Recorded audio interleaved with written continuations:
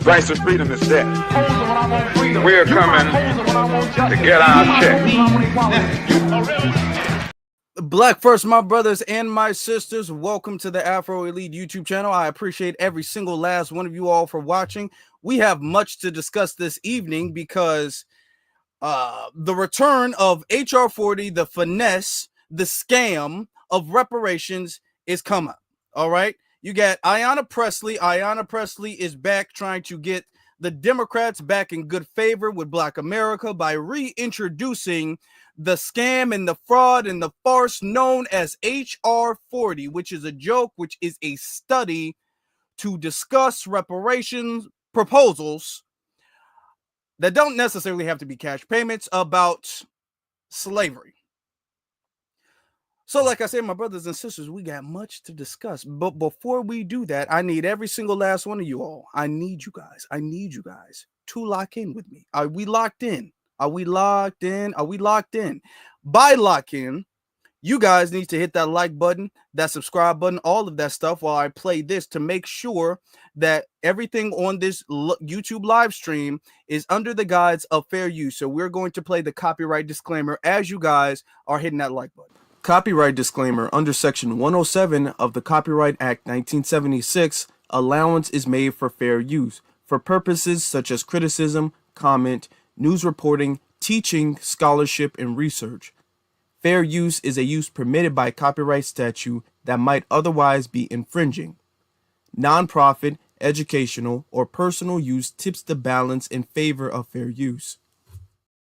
Okay, so we're going to just get started because there's a lot we got to discuss. All right, this is the finesse that they have going on right now. All right, so we're going to get started with this. This is the press conference where she and a whole bunch of other Democratic shills, and there's a lot to break down, go into their plans to reintroduce HR 40.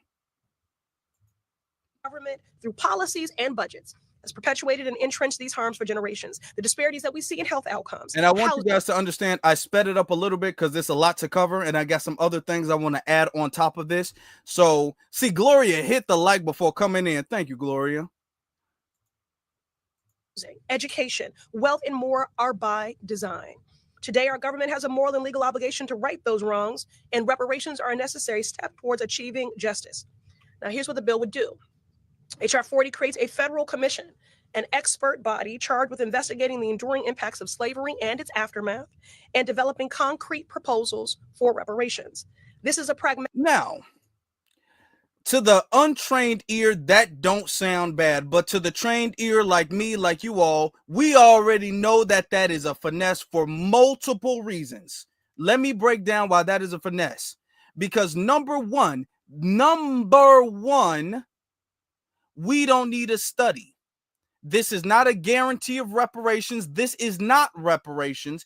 This is so the government can create a commission that studies the harms and the sufferings of slavery and then can come up with some type of recommendations and proposals that can either be thumbed up or thumbed down, can either be said yes or no to, for us to get reparations. Is not a guarantee of any cash payments, is not a guarantee of what is actually any tangibles, really.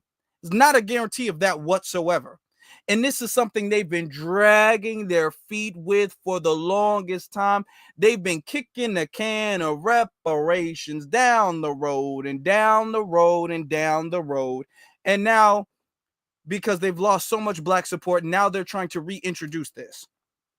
All right, let me remind you guys this clip as to why it's also a farce. Part 2 is because you can do all of the studying you want to. You can create all of the proposals you want to, all of the suggestions, all of the recommendations. You can have everything there. And then all of a sudden, ain't nobody trying to sign it. All of a sudden, the Congressional Black Caucus, they don't want to bring it to the floor. They don't want to vote on it. All of a sudden, everybody get cold feet because the whole studying and the task force and everything like that, just like how it was in California, is there to stall and to make us think that there's progress, but really we're on this damn hamster wheel. Let me show you this clip again. Remember this? These are their bills. They have their names on the bills. They killing their own bills because they scared of the government. Now, listen, they gonna see this and they gonna get mad at us. They killing their own bills, then they gonna get mad at us. They killing their own bills because they scared of the government. Okay? We don't care. We need to Bring the goddamn bills up now. The governor needs to understand that the world is watching California, and this is going to have a direct impact on your friend Kamala Harris, who's running for president. This is going to have a direct impact. So pull up the bills now, vote on them, and sign them. We have We've the been votes. waiting for over 400 years. Now, these are the people who are supposed to be drafting and passing, and these are the people who are supposed to be in charge of the bill. The rest of black voters, on the bill of reparation bill. Here's another clip. We begin our newscast tonight with a look at the various reparation bills now under consideration in Sacramento. As state lawmakers work to move these bills through the legislative process, some members of the Assembly and Senate are hoping to advance a package of proposed reparations for descendants of enslaved black Americans. 17's Capitol correspondent Eitan Wallace looks at which bills have made it through so far and which failed to advance. Well, it's been mixed results for reparations bills so far, but backers of the proposals tell me they believe they're off to a good start. A standing ovation in the state assembly after lawmakers voted 62-0 to advance a reparations bill calling on the state of California to publish a formal apology letter to descendants of enslaved black Americans. Now, I want you to understand this is what HR 40 is going to be. HR 40 is going to be a whole bunch of people voting and signing their names on slavery was bad, my fault. That's what HR 40 is going to be. They're going to say, hey, we discussed it. We voted on it. We watched all these movies about it. We saw the plantations. And you know what? We decided to come out with a formal apology from the United States government. Okay, so, okay, I'm ready. My bad.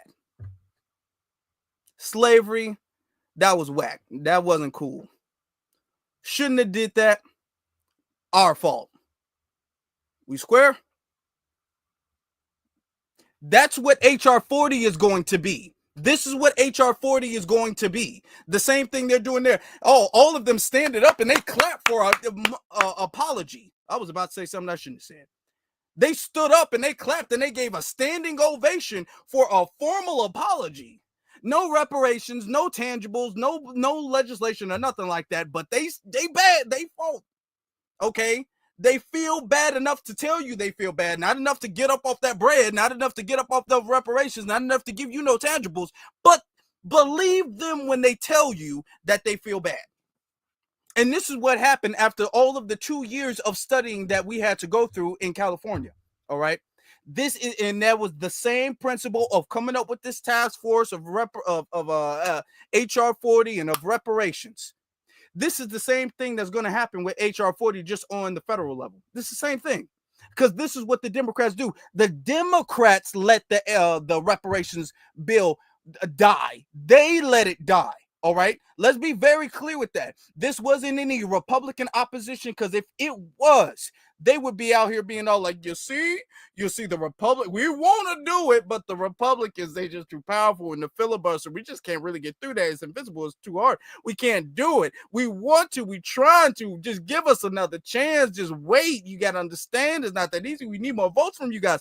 That's what they would be saying if there was any Republican opposition to this, if there was any Republican obstacle that they had to overcome, but there was not. So they don't want to say anything. And this is going to be the same thing with HR 40. The only reason why they're bringing HR 40 back up is because they need more black support. Let's finish the clip.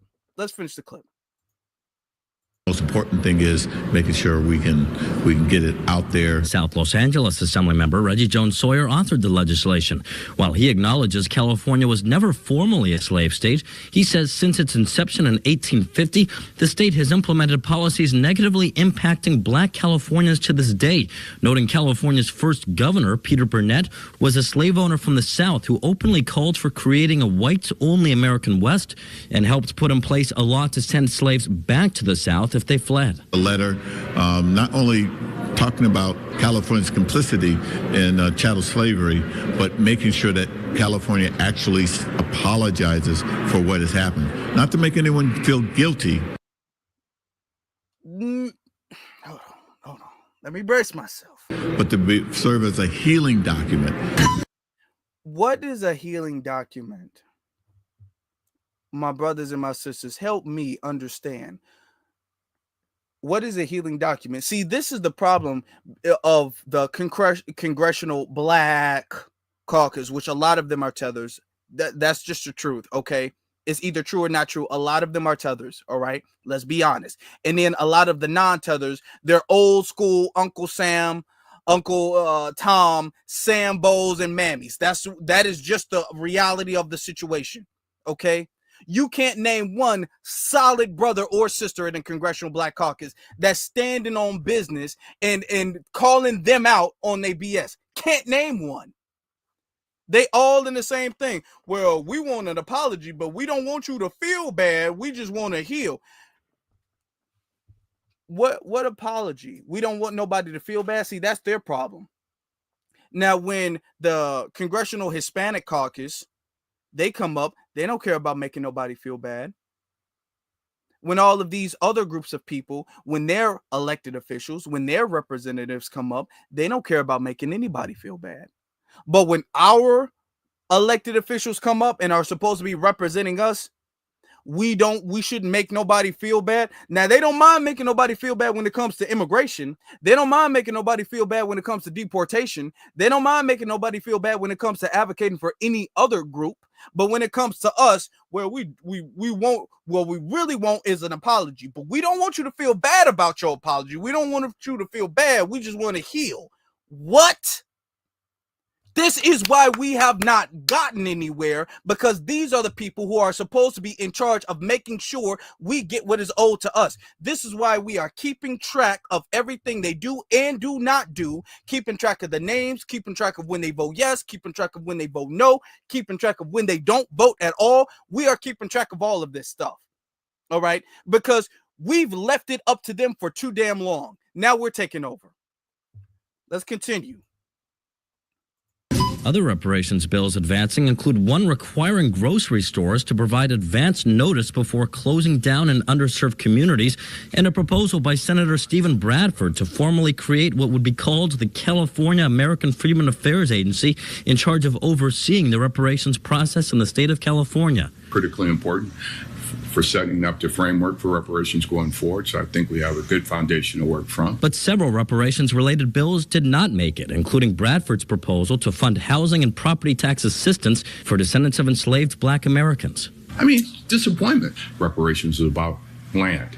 That's how we build generational wealth in this country, and African Americans have been denied ownership through redlining, restrictive covenants, and all kind of other restrictions. Not included in any of the reparations bills this year, direct cash payments. Democratic leaders overseeing the state budget process say they would have liked to advance more reparations bills, but they add it just would have been too costly as the state faces a projected multi-billion-dollar deficit. It's just a challenging budget time, and so we needed to be responsible with taxpayers' money. So that's why we had to make some tough calls.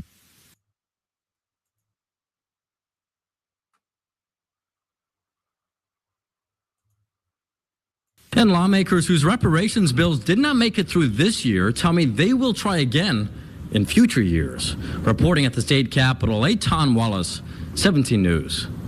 And I'm showing you guys that to let you guys know this is going to be the fate of HR 40. HR 40 will be absolutely no different from this. They said, well, a part of the reparations is letting you guys know in underserved communities, not necessarily black communities, but underserved communities, which is a code word for everybody and their mama, anything that's not specifically and exclusively about us is everybody. I just want you guys to understand this. So we get a heads up if a grocery store in our neighborhood is closing. So that's not tangible. We just get to know when something is leaving. This is our reparations. Okay. And this is what the Democrats do. And the only tangible parts of the reparations proposals that came out of the years of studying through the task force was sat on and didn't actually make it to the floor because the Democrats didn't want it to make it to the floor. Now, where was Ariana Presley? While she's trying to reintroduce HR 40, and you got a whole bunch of other people trying to reintroduce HR 40, where were you when California sat on its own If you about this, why didn't you say nothing when they sat on the reparations that they have worked for? You talking about HR 40, this would have set a very perfect precedent for HR 40 if tangibles came about with the California task force. If tangibles came about that, it would have set a beautiful precedent going forward. And you could say HR 40, we need to copy that exactly. But they completely fumbled the bag on purpose, deliberately. And Ariana Presley wasn't there. She didn't say boo about it. None of the other people from the Congressional Black Caucus who claim to be about reparations now that Trump is in office, they didn't say nothing about it. And they wouldn't have. And the reason why they didn't say anything about it is because, remember what we were doing back in that time. Remember what was going on back in that time. Kamala Harris was still running. All right. Remember this Kamala Harris, this one right here. The reality also is this: any policy that will benefit Black people will benefit all of society. Let's be clear about that. Let's really be clear about that. So I'm not going to sit here and say I'm going to do something that's only going to benefit Black people. No. Oh, yeah. Remember that, Kamala.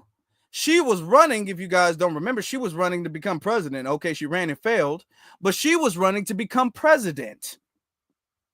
And they couldn't even introduce the reparations conversation because when she was going on interviews, she was fumbling the bag as far as reparations are concerned. Remember this? Mr. Justice, Madam Vice President. Last month, you eulogized Congresswoman Sheila Jackson Lee. Jackson Lee's signature bill, one of a few, was H.R. 40, which would create a commission to study the history of U.S. slavery and study the issue of reparations. She introduced H.R. 40 every session of Congress, taking up the mantle from Congressman John Conyers. This is a bill that you have co-sponsored as a U.S. Senator. Yet, this has, despite the fact that this has been, similar commissions have been created on the state level and on the local level, is yet to pass in Congress, let alone come out of committee. Congresswoman Jackson Lee, Congresswoman Barbara Lee, and other advocates have called for President Biden to take executive action to create this commission. Would you, as president, take executive action to create this commission, or do you believe that it should happen in Congress? Well, first of all, as you mentioned, Sheila Jackson Lee, she was an extraordinary leader who we just recently lost, and she was a friend and a real champion for so many issues. So I feel compelled to say that about her. On the issue of what we need to do going forward, look, first of all, we just need to speak truth about history in spite of the fact that some people are trying to erase history and try and teach our children otherwise. We need to speak truth about the generational impact of our history in terms of the generational impact of slavery, the generational impact of redlining, of Jim Crow law. I could go on and on and on. These are facts that have had impact. And we need to speak truth about it. And we need to speak truth about it in a way that is about deriving solutions. And frankly, I think that we, and part of that is studying it to figure out exactly what we need to do. But part of what we can do right now is, for example, what I'm talking about in terms of building an opportunity economy, which is addressing explicitly the obstacles that historically and currently exist and dealing with them. Student loan debt, medical debt, bias in home appraisals. What we need to do in terms of dealing with an issue that I have championed for years, Black maternal mortality, which is the fact that Black women are 3 to 4 times more likely to die in connection with childbirth than other women. I know you guys are bored and you guys are tired of listening to her. Every single time I look at one of these clips, it just reminds me of how glad I am that that long ass election is over. I'm just so glad that I don't have to listen to this no more. I'm just so damn glad they just tapped me out. I'm tired. But I want you guys to understand, they asked a very simple question. And then she goes all the way around because she doesn't agree with reparations. She doesn't support reparations. She talking about some type of opportunity economy. Ain't nothing specific about us. None specific about foundational Black Americans. But she's sitting up there talking about an opportunity economy, student loan debt. What? This is why Ariana Presley didn't want to bring up reparations. This is why the Democratic Party was told, shh, don't say nothing about reparations, because you start raising the issue of reparations, which is the thing that's dragging Harris down right now, is going to make more people ask that question. You want people not to ask that question. The only reason they're bringing it up is because she's not there. She's sitting up there talking about opportunity zone and all that stuff. I'm telling you, this is not, if y'all think this is one time, she has dodged the question of reparations her entire campaign. Let's bring up this dude. Oh, here we go. This clip. I'll try it. Let's get right to it. So right before I walked out there, someone posted a clip, and usually this, the clip, I'm not going to sit here and say I don't do anything specifically for African Americans. But folks don't talk about what you said right before when you said that public policy that benefits Black folks, it benefits everybody else. Right. Even when we look at historically, Civil Rights Act, Voting Rights Act, it actually did just impact African Americans, it impacted everyone else. But talk about that, because so many people have only clipped that one part without understanding the public policy implications. That's too bad. I'm sorry to hear that. You're right. So you know that I mean, going back even before, but Dr. King was very clear, right? If you have certain policies that recognize, one, that not everybody starts out on the same base. If you have public policy, and I'm talking about economic public policy specifically at this point, but if you have public policy that recognizes historical barriers and what we need to do then to overcome, first speak truth about them and then overcome them, that in the process of doing that, not only are you directly dealing with the injustices and the legal and procedural barriers that have been focused on Black folks, but by eliminating those barriers, everyone actually benefits, right? And I know that to be true. So my policies include what I know is going to have a profound impact on Black folks around economic policy, but everyone will benefit from them. That's not what she said. That is not what she said. She said she's going to do something for everybody and Black people will benefit. It wasn't no Black people first and then everybody else is going to benefit from the results of what Black people get. That's what she's framing it as now. Okay. If we're gonna tell history, why she talking about we got to tell the truth about history. Let's tell the truth about history then. We're gonna go people through who it. are making $100,000 or less as a family a tax credit. Families, but there's not a particular policy for African Americans that you would explore. But no, if you look at the reality of who will benefit from certain policies, when you take into account that they're not starting at the same place and they're not starting on equal footing, it will directly benefit Black children, Black families, Black homeowners, because the disparities are so significant. So if we focus on the specific issues that have resulted in the greatest disparities, and we understand that that's part of why we're doing it. Listen, the reality also is this. Any policy that will benefit Black people will benefit all of society. Let's be clear about that. Let's really be clear about that. So I'm not going to sit here and say I'm going to do something that's only going to benefit Black people. No. So she out here saying no to all these reparations and everything. She's saying she want to lift all boats and Black people can benefit also. All right. That's why nothing got done. That's why HR 40, which is nothing really. I want you to understand how much they are so opposed to reparations. They don't even let HR 40, which is only a study, get passed. Even when Biden, let's go back to Biden. Even when Biden was asked about it, what did he say? If in fact there are ways in which to get direct payments for reparations, I want to see it. But why are we waiting around for the study? We can deal with. Well, they're not mutually exclusive. You don't have to wait around they're for the not study. exclusive. That's my point. No, but they look. They're not mutually exclusive. But I can't believe that whatever it is, the African American community would not support what I'm talking about. In addition to, I don't think we have to. Let me ask you this then. Let me ask you this so we can move on because we've got to get some phone calls in as well. But let me ask you this then. If in fact a calculation comes to you that you are satisfied with, would you then say, I'm for reparations? The answer is it would depend on what it was and will it include Native Americans as well. So we got to wait for Native Americans who already get a whole bunch of stuff, who already get stuff that we don't get. We actually were supposed to get a lot of that stuff, but we got kicked out of a lot of the treaties and the tribes and all that stuff. We got kicked out. But in order for us to get what is owed specifically and exclusively to us, they got to get some too. So that's how that go. Okay. This is why they lost. This is why they lost. All right, let's just be clear. This is why they lost. And I'm doing this to show you guys this is the Democrats doing this. Ariana Presley and all of the Congressional Black Caucus, they didn't get mad at Biden. They didn't get mad at Harris. They didn't get mad. Did they get mad at Bernie Sanders? Specifically, my black son. Okay, I know you're scared to say black. I know you're scared to say reparations because it seems like every time. Ma'am, I don't think that's a fair I let you statement. finish as well, but it seems like every time we talk about black people and us getting something for the systematic oppression and exploitation of our people, we have to include every other person of color. So today, can we please talk about specifically black people and reparations? We can talk about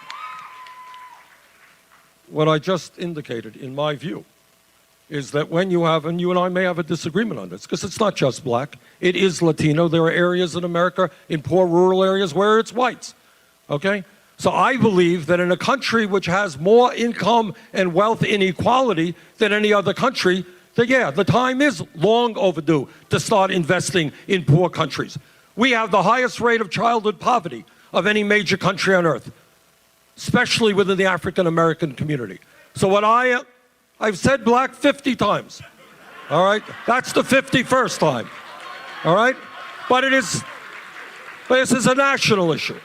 All right, you see, now that did the Congressional Black Caucus, who's sitting up there talking about HR 40, did they say anything about Bernie Sanders? No. Did they say anything about Kamala Harris? No. Did they say anything about Joe Biden? No.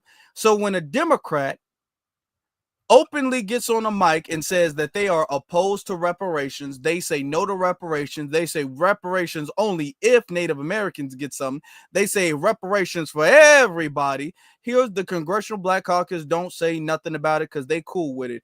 But now they want to come back again because they understand that black support is low. Black support does not back them up anymore. The black community is not backing them up. Foundation Black Americans have let the Democratic ship crash and burn. And now they're trying to regain the support that they used to have, which is not going to work. But this is what they are attempting to do. So going back into this press conference, if you can call it that.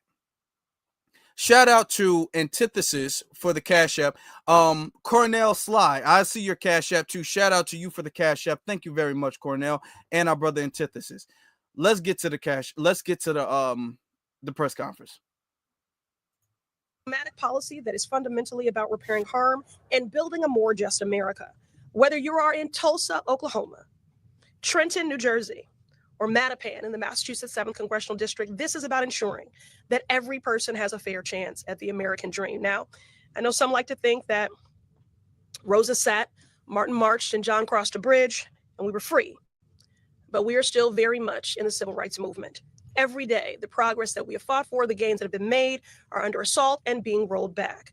Donald Trump and his co-president Elon Musk and their enablers in Congress and the courts are working overtime to strip away our rights, from gutting affirmative action, dismantling voting rights, to attacking diversity, equity, and inclusion initiatives that benefit. See, okay. Now, don't tie us into none of that. Don't do that. Don't do that, Ariana. Don't do that. Don't do that. Okay? So now our reparations, yeah, they taking away affirmative action. Then affirmative action been gone for a couple years, and it left under whose administration? Whose administration did it go under? Whose administration did? Oh yeah, that was the Biden administration. Okay, okay, I forget about that. So under the Biden administration, affirmative action was gone. Okay, it was gutted. How many black people have been complaining about the end of affirmative action? Because the only people I've seen complain about the end of affirmative action are Asians. Those are the only people I've seen like, hey, yeah, we kind of need that affirmative action back. The only people you've seen complain about the end of affirmative action or the overturn of affirmative action, which was not by Trump, which was by the Supreme Court under Biden, even though the Supreme Court is majority conservative, we're going to be honest about that, are Asians, not black people. As a matter of fact, black people actually benefited from the end of affirmative action. Voting rights. He's trying to strip away our voting rights. What voting rights? I said this before. Black people have been able to vote since I was alive. Ever since I was alive, black people have been able to vote. When my parents turned 18, they were able to vote. My grandmother was able to damn vote. All of the we've been able to vote. Voting now, I will say there might be some obstacles that maybe in like some deep South, Mississippi, Louisiana area where they try to do some zoning or whatever the case is to make obstacles for voting. But voting clearly throughout majority of the country has gotten much easier. Voting has only gotten much easier. Okay. I'm able to it's easier to register to vote. It's easier to go to a voting booth. They got more people working at the voting booth. We've been able to vote. What specific voting right is being taken away from us? I've yet to see that. I've yet to see Trump in specific try to pull that back. When they talk about voting rights, they're not talking about me. They're not talking about you. They're talking about illegals who shouldn't have the right to vote anyway.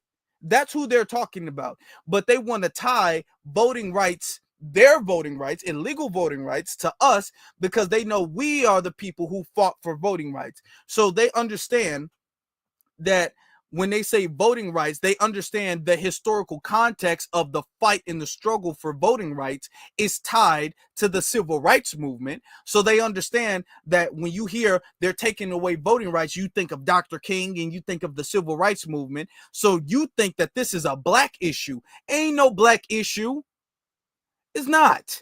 This is about illegal immigrants who y'all want to vote because we tuning out. And y'all want to replace us with them. That's who this is about. We ain't tripping on no voting rights. Give us a reason to vote, because y'all sitting up there sitting on the reparations. We got majority of the Democrats, okay, a super majority in California, and y'all can't get no reparations done. What are we voting for y'all for anyway? Let's be honest about that. What are we voting for y'all for anyway? The 1-2 things that we say we want, y'all don't do. What are we voting for y'all? Because ain't none of y'all advocating for reparations. Ain't none of y'all really advocating for it. Ain't none of y'all advocating for anti-black hate crime law. So what are we voting for y'all anyway? Well, y'all want to talk about some voting rights act that we ain't losing.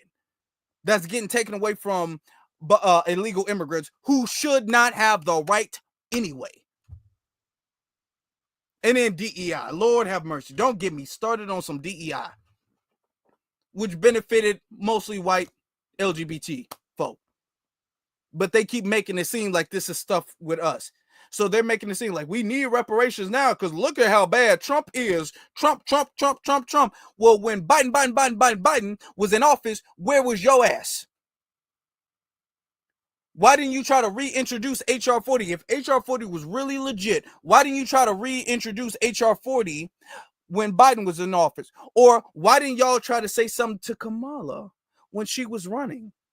Y'all just backed her blindly. You and the rest of the Congressional Black Caucus just backed her blindly. Why didn't y'all say, hey, we want you to sign an executive order to sign HR 40 and to put it into commission? Ain't none of y'all proposed that. None of y'all. Y'all just backed her blindly, and y'all didn't say the word reparations one time because you knew it was dragging her because she doesn't support it, and y'all know she don't support it, and y'all cool with her not supporting it because y'all don't support it. That's the truth. We cooking. Let's go. Come on with it. Benefit Black folks and everyone who calls this country home. I think it's really important in these times that we call a thing a thing. We're in a moment of anti-Blackness on steroids, and we refuse to be silent. We will not back down in our pursuit of racial justice. And while we do the work of resistance and blunting the many harms of this hostile, anti-Black administration, it's imperative that we continue advancing an affirmative agenda for Black America and building momentum toward this critical priority. So today we have a choice. We can continue to uphold an unjust status quo, or we can work actively to disrupt it.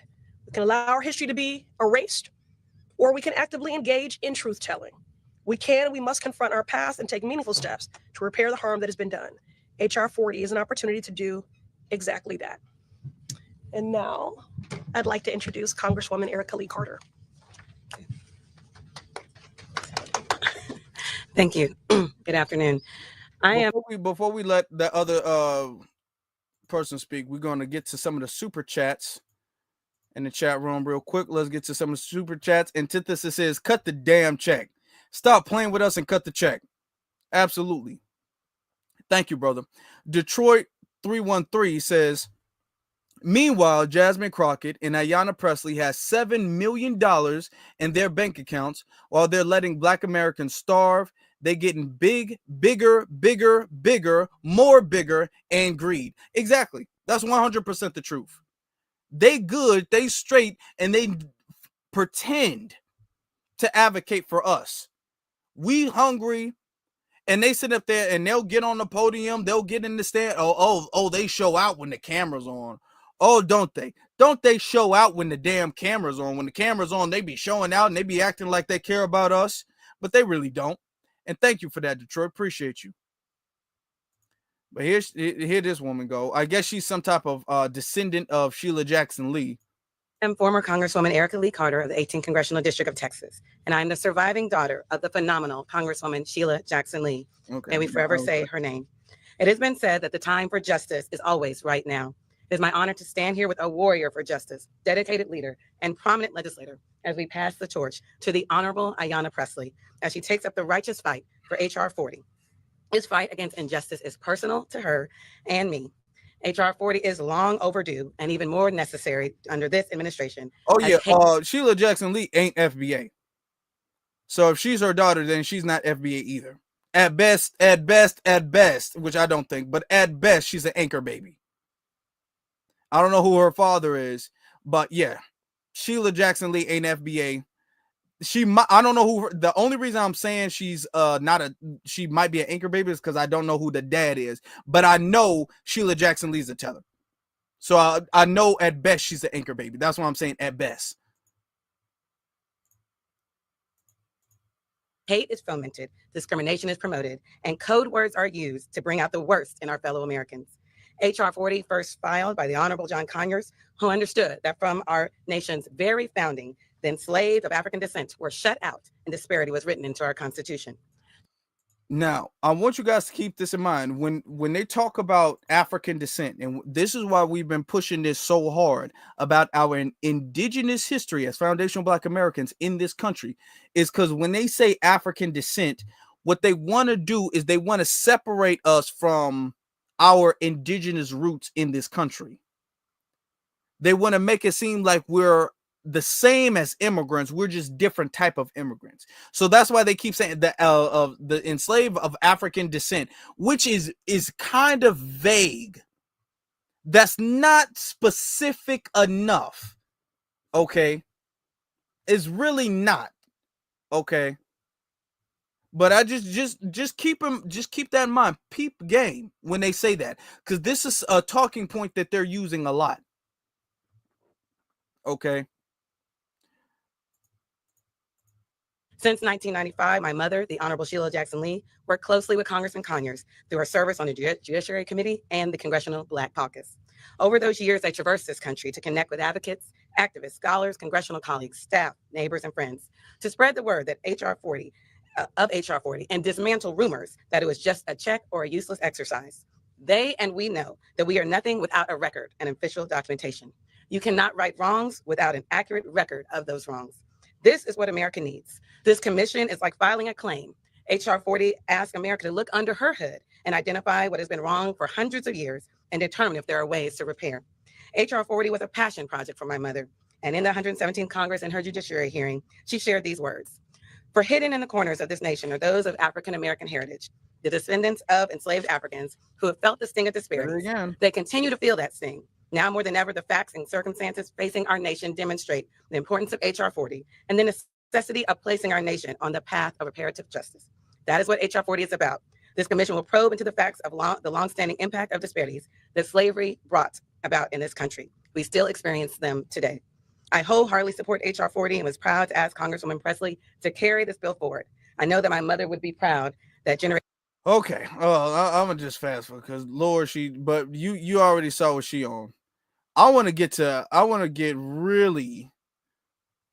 this lady because then stuff start. The America we know today was built on the brutal enslavement and trafficking of This stolen whole Africans. thing, I want you to understand, this whole thing is close to 50 minutes long, and we ain't gonna sit here and listen to all the BS. Forced to build this country on their literal backs. Despite, however, what Trump and his anti-diversity, anti-equity, anti-inclusion cronies want you to believe, this is American history. Its impact is the American status quo. It's unjust and it is wrong. So they keep trying to make it seem like DEI is an attack on black people, and we've already established that it ain't. We've already established that because we already know who benefits the most from it. But here the Democrats are trying to really attack the end of DEI and all of these non-black beneficiary programs by making it seem like we want HR 40 to combat the anti-black racism that you guys are doing with the DEI and the affirmative action. Just keep in mind how often they bring DEI into our reparations claim. No matter what anybody says, the history of America is the history of America.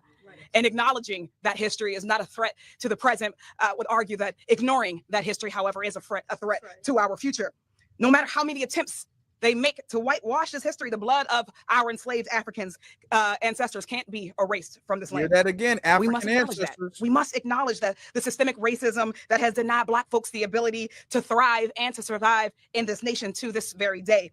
We see it and we feel it every day because the barriers put up in place by our own government, because of redlining, because of predatory lending, because of inequitable funding schemes for our schools are very real. Our government, no matter who is in power, has an obligation to right these wrongs, to provide reparations for descendants of enslaved Africans, to eliminate the racial wealth gap, to uplift the black community. White supremacy. Do you guys hear how often she brings up, I mean, they're saying African a lot. Enslaved African, descendants of Africans, African, they're saying that a lot. That's deliberate. That is done on purpose. Supremacy is rampant in this country. Just look and at the reason why is because I want you guys to understand, when they say this in the press conference, they're saying this because they want us to be cool. They want to introduce that. If it's being said in the press conference, then it will be introduced in the legislation. The word Africa or African gets introduced in the legislation, then that kind of blurs the line a little bit. That kind of muddies the water some. So now, hold on, a descendant of Africa. Well, technically, Sheila Jackson Lee is a descendant of Africa. And she was also a descendant of slaves. She's in Jamaica. This is why the words that they say in the press conference, we got to catch it, because if we don't catch it, then those will be the words that they introduce in the task force. Those will be the words they introduce in the legislation. And then those will be the words that open up the door to be all like, well, we can't do reparations because you can't do anything based off race, or you got to allow all Africans or something like that, or it muddies the water. And they doing it on purpose. They setting up the trap on purpose. So this is why you got to catch it early. I just want you to understand, if it wasn't a deliberate thing that they were all told by the DNC headmasters to do, why do they're saying this a very odd amount of times. It's coming off as abnormal how many times that they're saying it. It's coming off like it's being forced, like they are told to say it just by how frequently that they say it. Administration and our own legislative body. They have contributed to the social and economic harms, to racial terror Black folks have experienced in this country. Now, more than ever, we must acknowledge and repair those harms. HR 40 is one tool that brings us closer to righting those wrongs. And if we're truly going to address the racial and economic injustices rooted in this country, we must start here. I urge my colleagues, not just here, but throughout this body, to pass, to support HR 40, to support and pass reparations. Thank you all so much. And next we'll have Representative Jonathan Jackson. Thank you. Good afternoon and happy African American History Month. I'm proud to be the representative from the 1st Congressional District of Illinois. Illinois has the honor of starting African American History Month with Dr. Carter. I don't know, and I gotta say it. Sometimes I try to be mature and sometimes I try not to be petty, but sometimes I just can't help myself. But look at his head. Look at his head. Dude. Okay. Give it up, man. You just cut that off. Just cut that. The dude. I don't know if he's. I want you to see all three of the people here. Okay. Now, Ariana Presley is winning by a country mile. Her head is glistening off the light. They only need one lamp, and her head is like reflecting the light around the room. They probably only have one lamp. They probably don't even have a lamp. They probably just have a window that's open. I want you to see her head, her scalp is shiny and it's glistening across the room. She's lighting the room up with her forehead. This guy is kind of in the second place. He got a little bit of hair, but you can see the reflection of his head. Not as much, but you can see the reflection of that dude's head. Okay. You can already tell by his face, his forehead, his haircut. You know he like his butter biscuits. Extra honey. Extra honey on them butter biscuits. He like them soft and fluffy. Then you look at the girl all the way to the left, and you like, God, do y'all need to like pass a forehead reflecting test before y'all get on stage? And y'all would have been better wearing a hat. What is this? Y'all out here looking like a box of shiny raisins.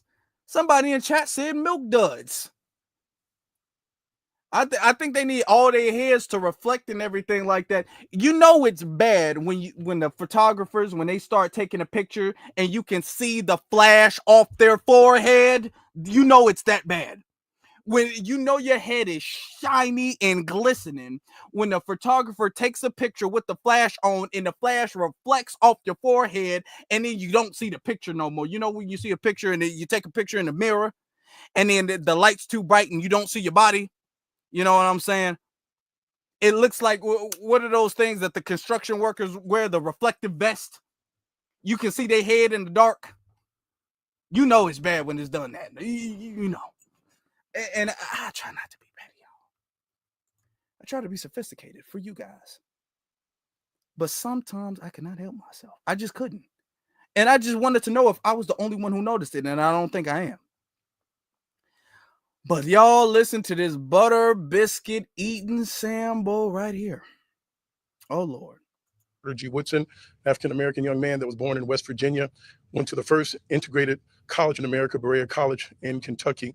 From there, he went on to the University of Chicago, where he created his thesis that he had to show the truth of American history. When African-Americans are distorted, deleted, this becomes propaganda, not history. He's the second African-American to earn his PhD from Harvard University. So I'm very proud. Also proud to be from Illinois, which houses Evanston, Illinois, where they started the tangible effects of this reparations work.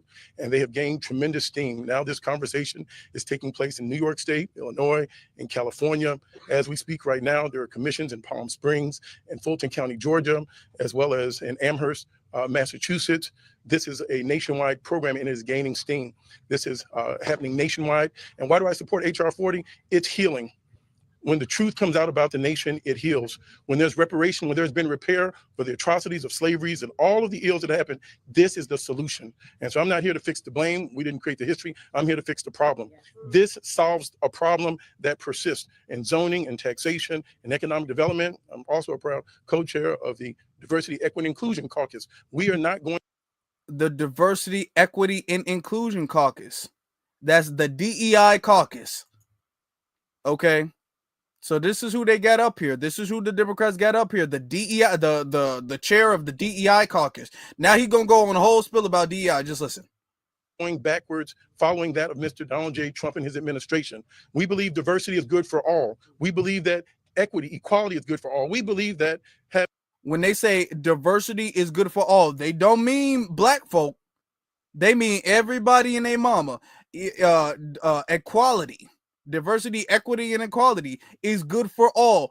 I want you to understand when these politicians mean all, they not talking about black people.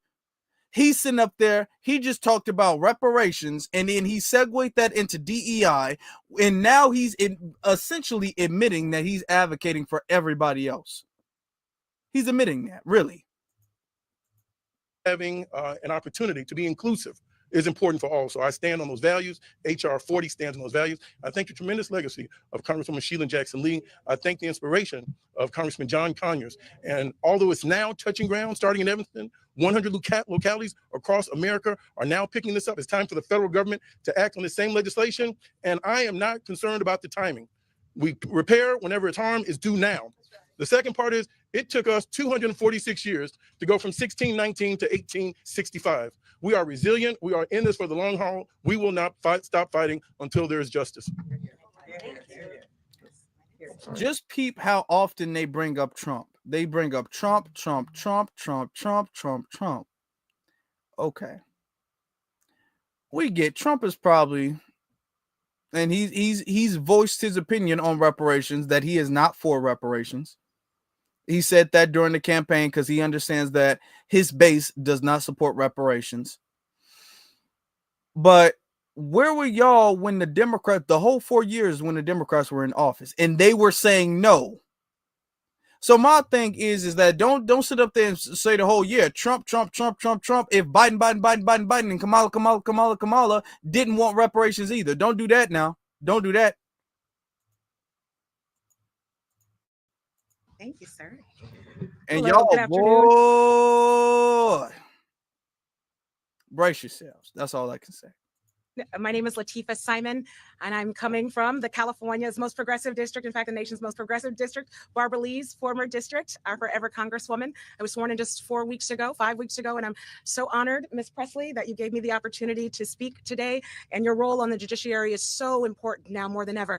When we think about many organizers who grew up in the movement in the last 30 years, we think of Sheila Jackson Lee as our Ella Baker.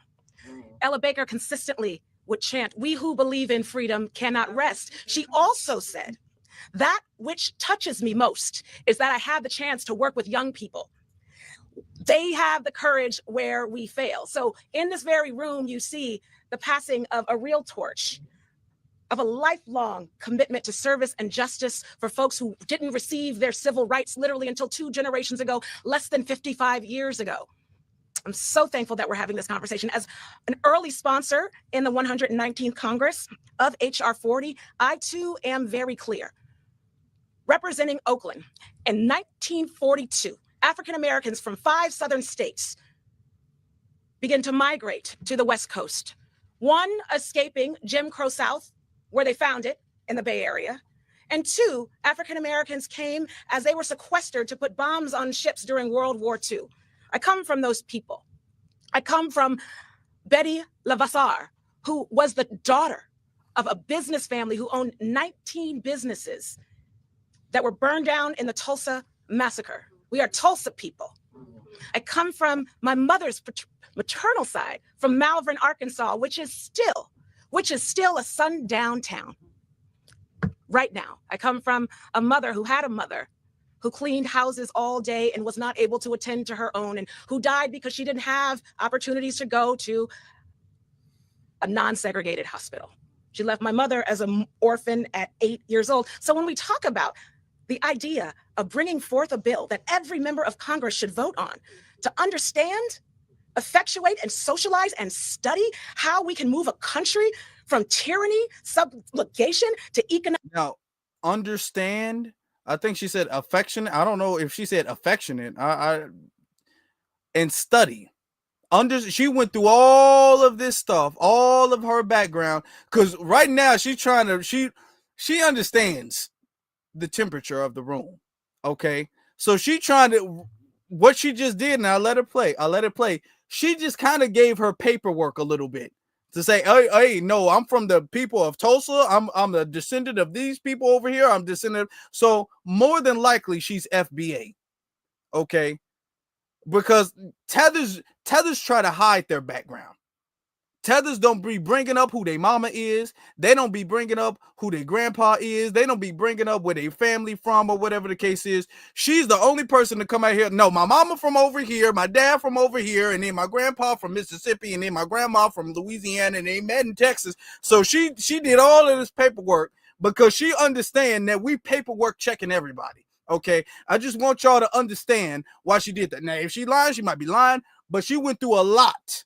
She went through a lot to do that. And this is good. The fact that we got politicians, essentially, before they say anything, they got to run their paperwork down because they already know how we get down now. Before they say anything, they be like, hello, my name is, my grandfather is from Arkansas, okay? He is a descendant of slaves. There was a plantation in Arkansas towards the north. He picked cotton. I have a picture of him when he was a kid with a cotton ball in his hand, and he was putting it in a basket with the overseer in the back with the whipping his father. I have that picture. My grandma, okay, she's part Indian. My great-grandma, she's part Indian, okay? She's also from Mississippi. Now, her people migrated with the great, that we got them going through the paperwork. I want you to understand this is good. The fact that when she came up there, I'm like, oh, okay. Now you still cooning. We ain't gonna give you a pass for that. But the fact that they know, okay, when you get up there, where you from? Because we ain't trying to listen to nothing else. Paperwork first. Come on, paperwork first. Where you from? Looking through the dates. Now we still got to verify it because they gonna lie. We still got to verify, but they know what the program is now. They know what the program is now. Now you got the tethers. See, the tethers can't do that. The tethers can't do that. They can't be like my grandma from, they don't want to claim Jamaica. They don't want to claim Haiti. They don't want to claim Nigeria. They don't want to claim the Dominican. They don't want to claim these places. So they just real quiet. All right. So I was like, oh, okay. That's interesting that she did all that. That's interesting.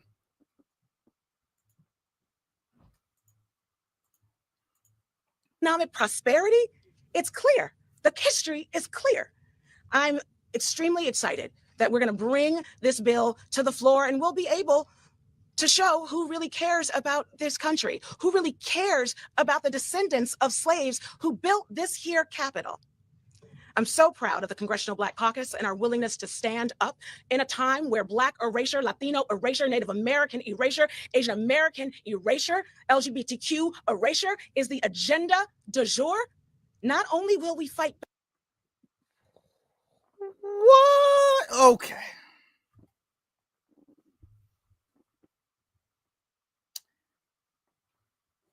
Okay. She said our erasure, Latino erasure, Native American erasure, LGBT erasure. How are you doing that? Where's their erasure? Where is anybody else's erasure but our erasure? What they're trying to do is include them in history that they're not a part of. We got a whole bunch of $5 Indians going through a lot of struggles right now. And that's because they're not really Indians. We're going to be very, very honest with you. If we're going to be very honest. But dude, the LGBT, right? What they getting rid of gay people? What are you talking about? And why are you bringing this up with our reparations? See, they can't even hold it together for one damn press conference without making this all lives matter thing. Now, if this was about if this was about deportation, if this was about Latinos, if this was about Native Americans, if this was about the LGBT, if this was about anybody else, we wouldn't be introduced into the subject, into the conversation. We wouldn't be mentioned, referenced at all. When it's not about us specifically, we are not referenced at all. Okay, they act as if we don't exist. But every single time the subject is about us, even though it's HR 40, even though that's a scam, even though that's BS, even though that's not a real thing, you still got to bring in all these other people and make it seem like the struggles that we have always been going through, they're going through now too. The Hispanic erasure, where's the Hispanic erasure? Because y'all saying that they also helped build the country. All of these other people you guys are including them in our history, which is a part of our erasure. That's what the Democrats are doing. It's a part of our erasure. The Democrats, I'm going to be very clear with you guys, do more to participate in Black erasure than the Republicans do. And they do that by including a bunch of people and giving them false and stolen valor that belongs to us. They do that. They do it way more often and way more frequently than the Republicans do. If we're going to be very honest. Talk about, hold on. I got to take that back. Oh, Lord. And we're supposed to get behind this. 19 businesses that were burned down in the Tulsa massacre. We are Tulsa people. I come from my mother's maternal side, from Malvern, Arkansas, which is still a sundown town. Right now, I come from a mother who had a mother who cleaned houses all day and was not able to attend to her own, and who died because she didn't have opportunities to go to a non-segregated hospital. She left my mother as an orphan at 8 years old. So when we talk about the idea of bringing forth a bill that every member of Congress should vote on to understand, effectuate, and socialize and study how we can move a country from tyranny, subjugation to economic prosperity, it's clear. The history is clear. I'm extremely excited that we're going to bring this bill to the floor, and we'll be able to show who really cares about this country, who really cares about the descendants of slaves who built this here Capitol. I'm so proud of the Congressional Black Caucus and our willingness to stand up in a time where Black erasure, Latino erasure, Native American erasure, Asian American erasure, LGBTQ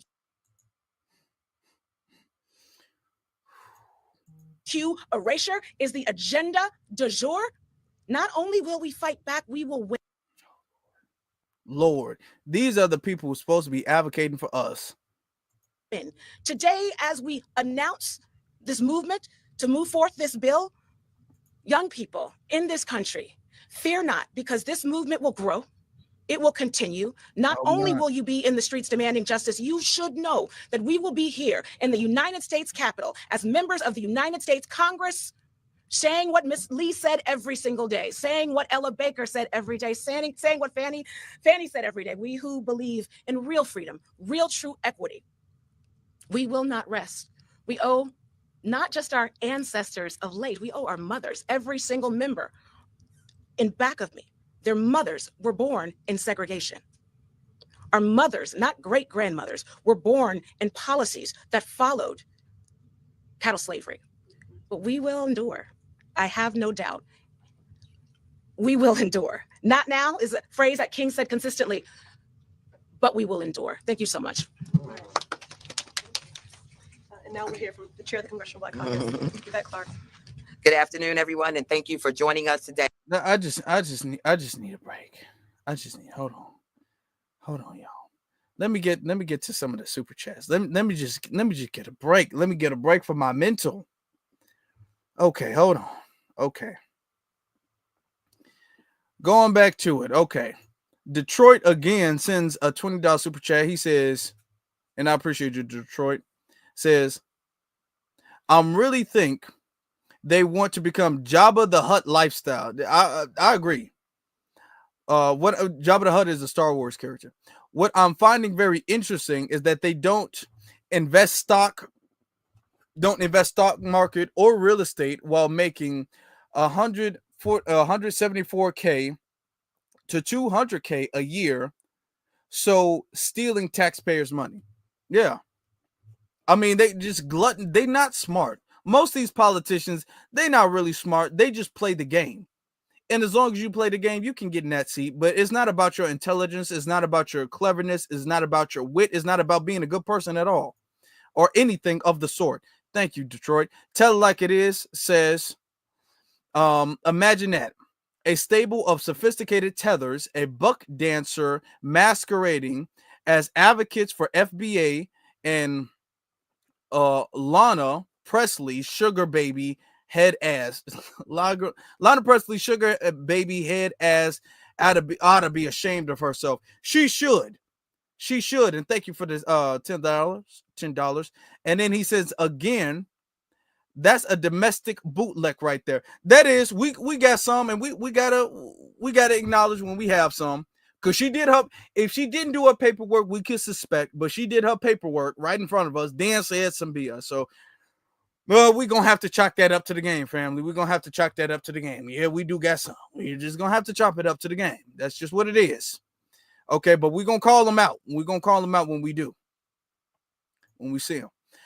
Sister Denise, or Sister Nisi Ahmad says, desperate need of dental work and plastic surgery. Oh, yeah, they do.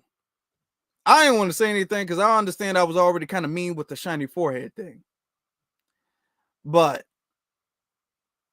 I think I think she's an inspiration to everybody that you do not need good looks to be a politician. You really don't. I want y'all might not look good enough to be a movie star, but you don't have to look good at all to be a politician. Okay? Use her as inspiration. Brother Hurricane, thank you for the $20. Brother Hurricane says, that's nothing but weed characters up there. They all look weird. They all look like artificial weed characters. They all do. Thank you. Brother William says, I would be telling Republicans not to even consider this bill. Says, I am not for this everybody else shoehorned with our suffering. Exactly. I'm not with it. I don't want this to succeed if this is how they're going about it. I want you to understand, in the press conference where they're supposed to be talking about our slavery claim, our reparations, stuff about us specifically, they bring in Latino. And then notice how she said it with a Latino, the Latino erasure. The erasure of the Hispanics and the Latinos, they're getting erased, they're getting deported. Now she says that with a little accent to it. She said it like that. Okay. Latino erasure, Native American erasure, Asian American erasure, LGBT erasure. Just who else? Short people erasure, poor people erasure. They're just erasing everybody. And this is supposed to be in a press conference where they're introducing a bill for us. That's what that's supposed to be? Okay. For the Cash Apps, shout out to Helping Hand. Nice name for a help. Nice helping hand. Shout out to my brother Cyberdyne. Cyberdyne, I appreciate you. I see you in the chat. And Kwame, I appreciate you, Kwame. Thank you so very much. But boy. Okay. Hey, I'm Congresswoman Yvette D. Clarke, and I proudly represent New York's 9th Congressional District, which is located in central and southwest Brooklyn. And I'm also the chair of the Congressional Black Caucus. On behalf of the entire CBC, I'd like to thank my esteemed colleagues, Representative Ariana Presley and Senator Cory Booker, for their leadership in reintroducing Now, she's the chair of the Congressional Black Caucus. And I want you to understand, this is what the leadership of the Congressional Black Caucus is like. This is why the Congressional Black Caucus don't do nothing. This is why we don't get nowhere with them. HR 40 legislation to finally establish a federal commission to address and explore reparative measures for the lasting impact of slavery, systemic racism, and racial discrimination in Black America. I'd also like to take this opportunity to recognize and thank our former House colleague and co-lead on HR 40, Congresswoman Erica Lee Carter. Yes. I want to thank her for her leadership and for joining us today, as well as our colleagues who are arrayed here.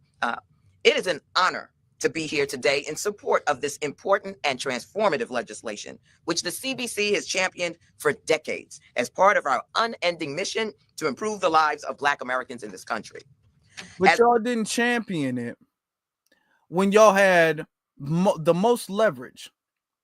I want y'all to understand, and I think that's enough of this. When the CBC, the Congressional Black Caucus, had the absolute most leverage, when was that? That was a few months ago. That was when everybody's favorite Indian lady, everybody's favorite Hindu, sister girl, Kamala Harris, that's when she was running. But they didn't bring up no reparations. They didn't even bring up HR 40. They didn't bring that up at all. They didn't mention that whatsoever. It was not brought up. It was not mentioned. And they had all of the momentum. They had all of the leverage. They had everything they could have possibly needed to get her to bend, the knee and say, okay, I will sign an executive order for HR 40. But they didn't bring it up. None of them. But they all supported her. All of them supported her. All of them helped. All of them backed her, but none of them enforced this HR 40 thing. Now they want to bring up HR 40. See, the Democrats are doing this because this is a plan to make it seem like, don't worry, guys, we're fighting against the Republicans for your best interest. We're doing this for Black people because Donald Trump is trying to take us down, and he already knows that he don't like Black people, but we're fighting for you guys. Where were you guys when you have the opportunity? Don't do it now that the Republicans are in the White House and Republicans are in the House as far as Congress, and the Republicans are in the Senate. When the Republicans run the Congress and the White House, now y'all want to talk about HR 40, which ain't nothing anyway, but y'all want to talk about HR 40 when the odds are pretty much against HR 40 even getting passed, which ain't nothing anyway. This ain't impressing nobody. This ain't impressing nobody. But it is, Lord have mercy, it is making some Sambos and some folks upset about it. Let me show y'all this. Boy, did you have, hold on, where is it? Don't play with me. It's making people upset about it. Look at this. Listen to this Sambo right here.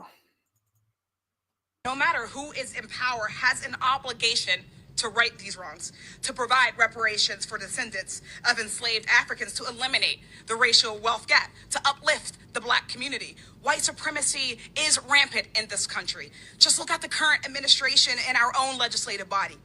They have contributed to the social and economic harms, to racial terror Black folks have experienced in this country. Now, more than ever, we must acknowledge and repair those harms. Many of us are still behind and we still don't get it. Black Americans do not need reparations. We need different values and better spending habits. Let's think about what she said specifically. To eliminate the racial wealth gap. Reparations aren't going to eliminate the wealth gap. For example, in 2021, Black spending... First off, here's my biggest thing. To end that quick, because we can end that real quick.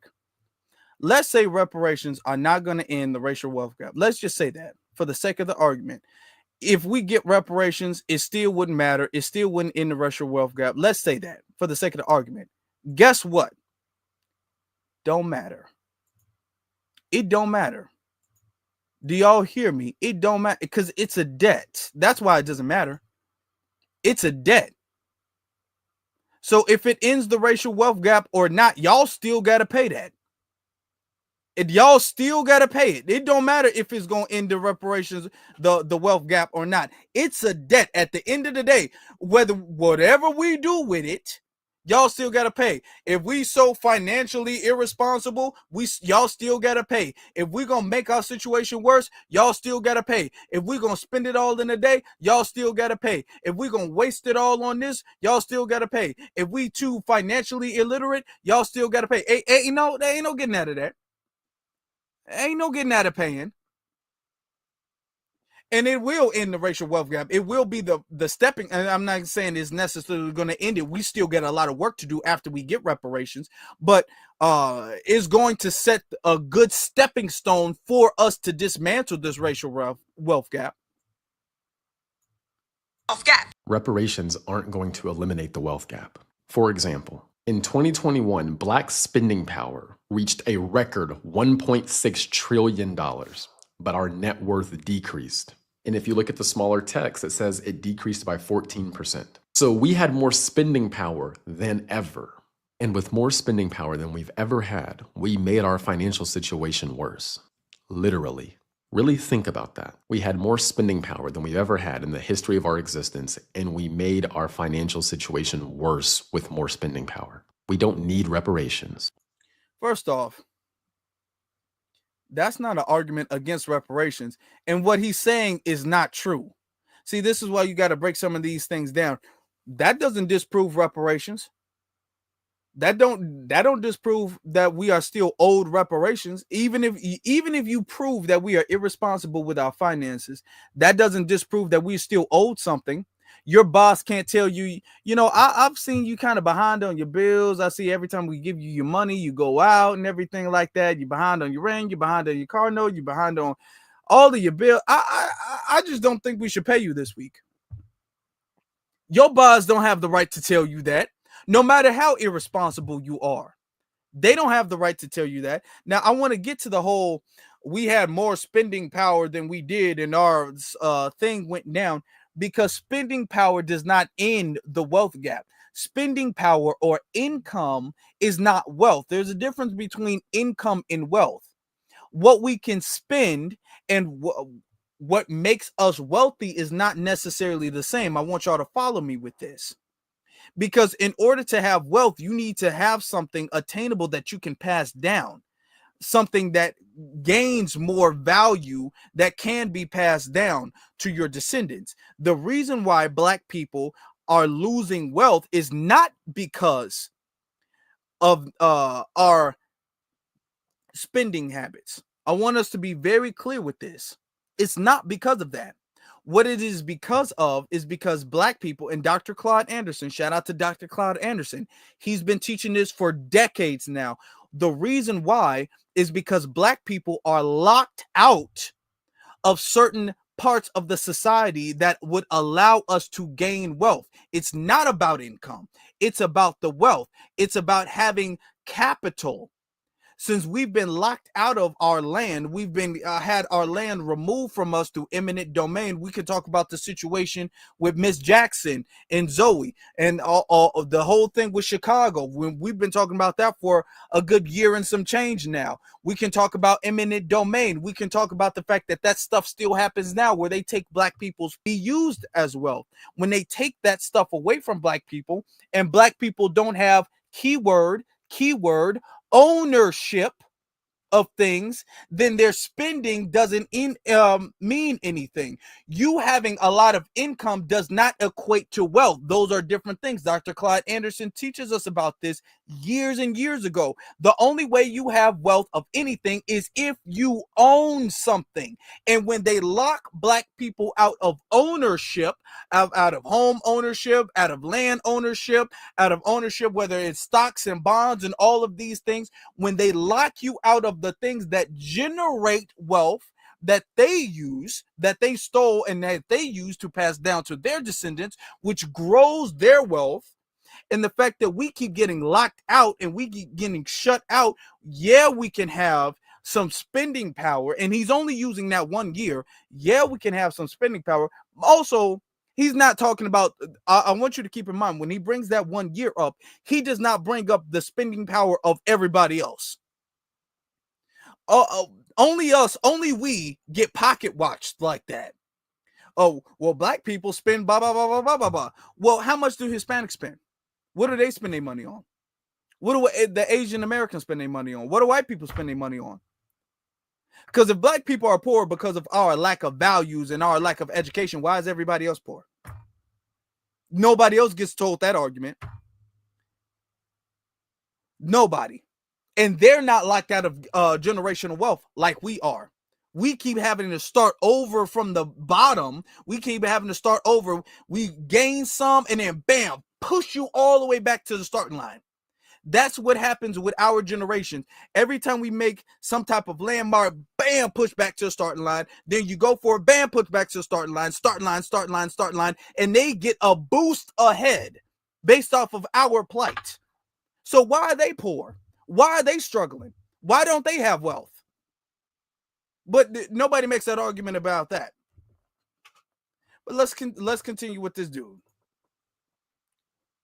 What we need are different values and different spending habits. And the majority of the black community has not woken up to this yet. That's why you still have these individuals out here advocating for black people, but they're not doing anything beneficial. I need you to truly think about what I just said. We were given more money, and with that, we worsened our financial situation. These politicians and many in the black community are focused on the wrong things. And this is not me hating on my people. This is me being honest. Most of us don't know how to handle money. We don't know how to invest. We don't know how to build passive income. Many of us are focused on looking rich than we actually are about being rich. Like this whole reparations talking. Listen, and at the end of the day, like I said, it's a debt. If we want to look rich, we can look fly, we can look all we want. Don't matter. It's still a debt that's owed. It's still a debt that's owed. Many of us don't know how to invest. How many other of these people don't know how to invest? Because when you have poor whites, you don't ever hear this argument, well, you're poor because you really don't have no family values. You're poor because your spending habits are so terrible. Now, when white people are poor, that's because the system is failing. When white people are struggling, that's because the system is failing. When Hispanic people are struggling, that's because the system is failing. When Asians are struggling, that's because the system is failing. That's not because of anything they've done. No. Are they to blame for their poverty? No. Are they to blame for their struggling? No. It's the system that was supposed to make sure they never got in that position. And the system has done them wrong. When black people are poor, well, that's because y'all don't know how to spend y'all money, and y'all keep buying all these Jordans and Popeye's chicken and all that stuff. And if y'all would just drink some water instead of Kool-Aid, you know what I'm saying, and stop buying all these gold chains all over the time. I mean, if y'all would just spend your money better and have better families and stuff like that, if y'all would do better, if you guys, y'all the problem, not the system. The system's not the problem at all. Y'all are the problem. Now, when anybody else is poor, it's not their fault. Don't you understand that? It's not their fault. They're poor because America has failed them. And we should have sympathy. And we should help them. They're struggling, hard-working Americans who we need in this country. Unlike them niggas over there, they're just poor because they're dumb. And that's what you hear all the time. We're poor because we don't know how to invest. They're poor because there's no jobs, and that's not their fault. Okay. Boy. And let them tell it is not racial. Let them tell it is not racial. Point and the white supremacy talking point is tired. It's stale. It's dead. We as a community need to take accountability for our own actions and start making better decisions consistently. Your life at this point is basically a result of the decisions you've made up until this point. And there is not enough talk about personal accountability and decision making. Decision making is the absolute #1 determining factor in how your life plays out in the United States. That don't matter. You still owe me money. Hey, you still owe me money. That ain't none of that decision making. Miss me with that. I'm not in class. I'm not no class. This ain't no motivational speech right now. I'm not trying to hear that. Look, I want to waste my money. How about that?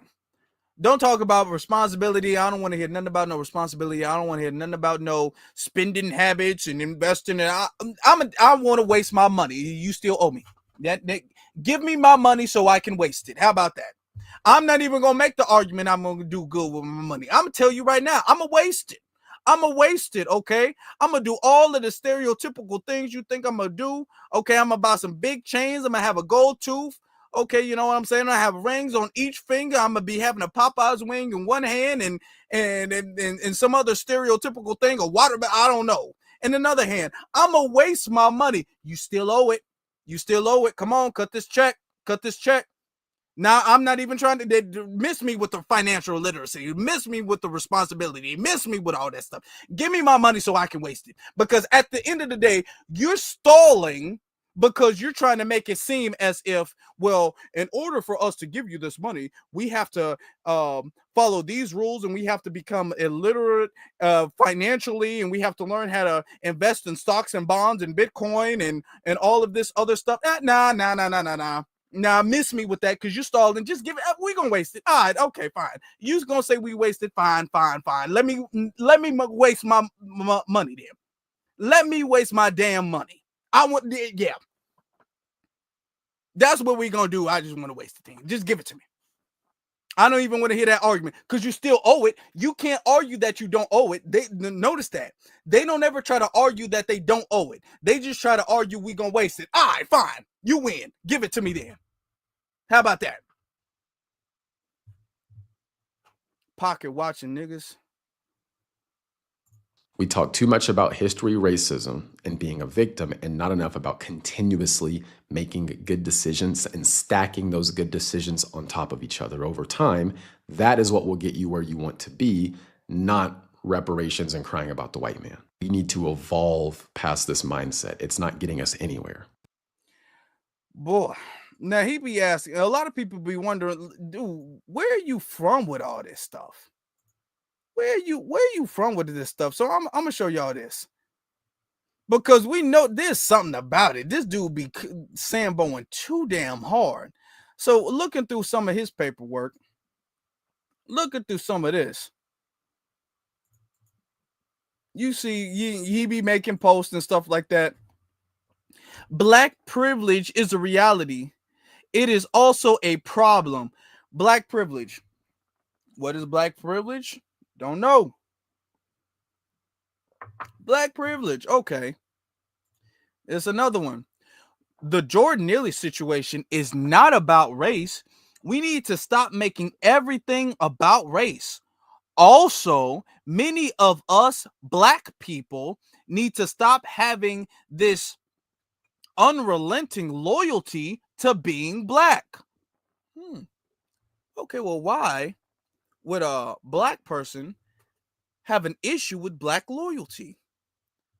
I wonder what his parents were like. I wonder what his upbringing is like. I wonder what that stuff is like. If he's talking about we need to stop having this loyalty to blackness. And then you look at this, folks. And it all starts to make sense. And as you can see, these are his parents. Hashtag mom, hashtag dad. Yeah, it all starts to make sense now. I guess the tall gene skipped a generation because his parents are not nearly as tall as he is. But yeah, I'm telling you something about these mulattoes, and I want y'all to understand, all mulattoes don't look like a mulatto. All mulattoes don't look. You wouldn't know his dad. Now he is saying that is his father. This ain't no friend. This ain't no stepdad. He's saying that this is, and this is why it starts to make sense. I want y'all to understand, all mulattoes don't look like mulattoes. Okay. Oh, take a look at another mulatto, Obama. You can't tell Obama's mama is white. You can't tell that. Now we all know that, but you couldn't tell. You couldn't tell just by looking at him. If he was some random guy on the street, you wouldn't assume that his mama is white. When you think of a mulatto, you think of somebody who's very fair skinned, whose hair is a certain texture. That's what you think of. See the trouble, and you can see why he's so opposed to blackness, because He was almost not black. And this is one of the issues when it comes to a lot of mulattoes. Not all. I know we got some mulattoes watching. Boy, every time I say something about mulattoes, they be getting real mad. But yeah, that's the truth. This is why we got that going on. He's so opposed to blackness because he thinks if it wasn't for my black ass mama, I wouldn't be black. Oh, but his mama got some strong genes. He don't look like his daddy at all. He don't look like his daddy one bit. His mama got strong genes. Look like a nigga. But no, not by his mama. See, that's the problem. And you got people, you got him sitting up there advocating against HR 40, and HR 40 ain't even for us. That's not something that's going to benefit us. This is another Democrat reparations farce. This is a scam. This is a finesse that they're trying to use to get us back on this damn hamster wheel where we're working in service of the Democratic Party. And that's not going to happen no more. We not getting back on that. First off, y'all a day late and $1 short, quite literally, because y'all waited till after the election to bring this up. Y'all didn't even say nothing about this at all. The entire campaign. I'm talking about even when Biden was campaigning, y'all didn't say nothing about this. Y'all gonna wait till a good month after this. He was on the 20th, so y'all gonna wait till what? A good few weeks after Trump has already been sworn in to talk about y'all reintroducing HR 40, and y'all wasn't around, y'all wasn't seen when DC, y'all wasn't seen when California sat on their reparations bill, y'all wasn't seen then. But now y'all want to show up because y'all want us to get on the bandwagon against Trump? No. Trump is y'all problem. Y'all let Trump get in because y'all didn't follow what we told y'all to follow. Y'all didn't do what we told you to do. If y'all did what we told y'all to do, we would be working with y'all. But y'all didn't do what we told you to do. So we said, hey, let the chips fall where they may. Now Trump got in. We knew he was gonna get in because y'all wasn't doing what y'all was supposed to. But oh well, that's your problem now. Don't ask for us to help you. Don't try to drag us in with no HR 40 nothing, because y'all not offering no tangibles. Y'all have seen recently that a whole bunch of receipts gone out about our money going all to these foreign nations, and I'm talking about billions and billions of dollars being spent for just I'm talking about just splurging money. They send up their hand, they just passing money like this is a damn strip club. They just throwing money any and everywhere to everybody. But then when it comes to us, it's like, well, I'm looking at the checkbook and everything like that. We already look a little short. So how about we give you a sincere apology? How about that? No. How about all that money y'all was giving, all these billions of dollars y'all was giving to these illegal immigrants? How about that? How about all these billions of dollars, trillions of dollars that y'all been sending overseas? How about that? Well, y'all come to us talking about we got a formal apology, okay, written. And then, listen to the best part. After we write the apology, we're going to have the governor sign it. He's going to sign it with a brand new pen. We're going to write the apology. He's going to sign it. We're going to get it laminated. And put on a plaque on this wall. It's going to be right here. It's going to be big, too. It's going to be big.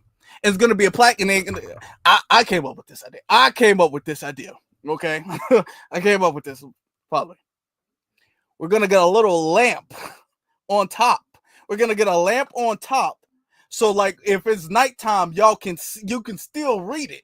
Because we're going to have the lamp, and the lamp's going to show up all the time. So the lamp is on top of the signed apology that's laminated on the plaque. Hey, what more could you ask for, really? That's what they give us. We get an apology written on the wall. Now, when illegals come over, they be all like, sir, how much you need? How about this? I'm going to write my name on the check. And then you put whatever number you want on there. You just put whatever you want on there. Just don't be cheap either, okay? I get it like that. Just put whatever number you want on there. Put a little extra for the kids, for the grandparents. Put whatever number you want on there, and I will back you completely. Okay, you need some. Let me get you a check. Put whatever number you want on there, and I got you. So when it comes to everybody else, they just get blank checks. I'm just blank checks. You know what I'm saying? Anybody, they don't even gotta ask for nothing. They just knock on the door, and here they go digging in their pocket. Hold on, let me see what I got. 1 million, 2 million, 3 million, 4 million, 5. Just take it all. Just take it all. And then when we come knocking on the door, they be like, "Yeah, that plaque. Is it? You see the plaque? You see the plaque on the wall? Did you see the light? You see the light too? That's what we get. That's what we get. And this is HR 40. So no, we not sitting up there caping for no HR 40. No, we not going along with no stupid ass HR 40. No, we're not doing that.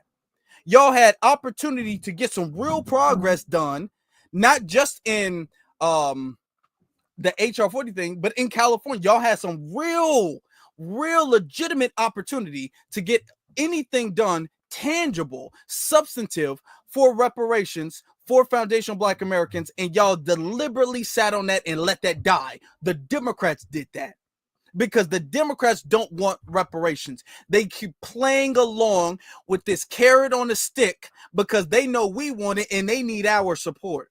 So this carrot on the stick thing, and they kicking the can down the road because they don't want to give it to us. They don't want us to have it, but they know that's what we want. So they pretend that they're trying to get it for us.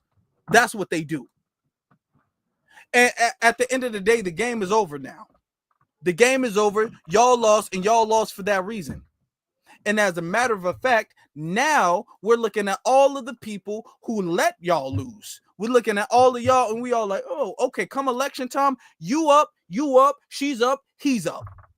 That's how we looking at everything. Since y'all are supposed to be elected officials and getting this job done, and you can't do it, not you can't do it, you won't do it. We're going to do it ourselves. See, the problem has been for the longest time is that we have allowed these other people to do the job they're supposed to do.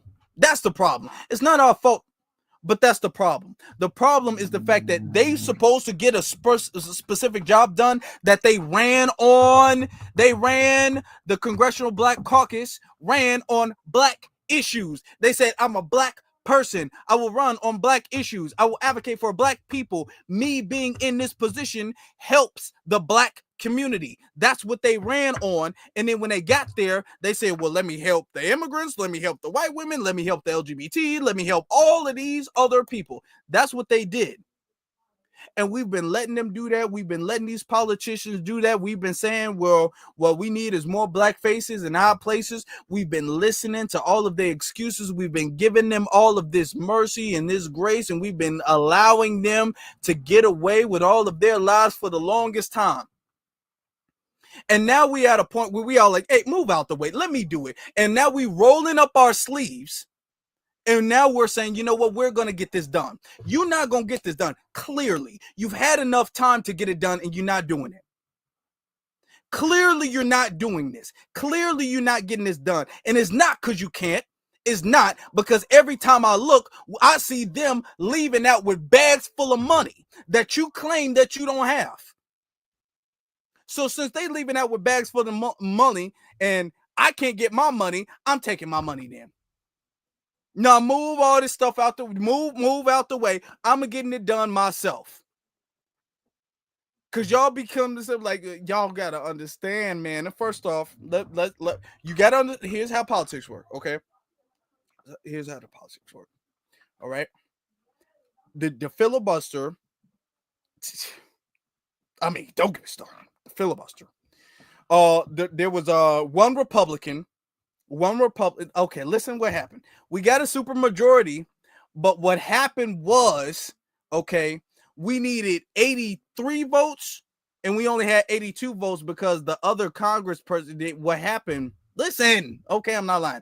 What happened is that it was Friday and there was a sale at the sushi restaurant, but they was closing. So they had some old sushi that they had on the counter, and the counter, it was kind of, so she ate the thing and then she had a stomach problem. So she couldn't make it to the vote. I'm telling you the truth. She couldn't make it to the vote. So we only had 82 instead of the 83 we needed to get the supermajority. And then I'm trying to listen. And then that one Republican, he was like, no. And that just messed the whole thing up because we needed the 83. So what's going to happen? I know you mad. I know you. Calm down. I know you mad. I'm I'm on your side. I know you mad. Okay. But what we need to do now is we need to wait for next year.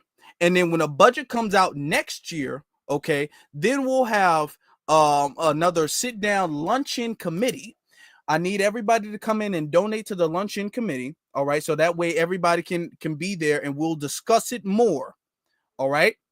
So that's the plan.